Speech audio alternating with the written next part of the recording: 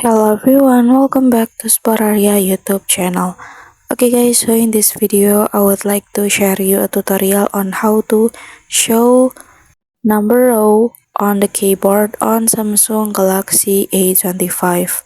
Okay guys, so if you have a trouble with writing numbers that are not placed or shown on the beginning of the keyboard, so now you can solve it by displaying the number row on the front of the keyboard guys.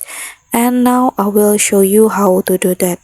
Okay, firstly I want to open the application that will show the keyboard, and I choose Notepad for this. So yeah, as you can see there is no number row over here. And then now you can go to settings menu on the keyboard like this, and then you can go to preference guys, and after that you can activate number row over there. And now let's we check together. So yeah, as you can see the number row displayed on the keyboard guys.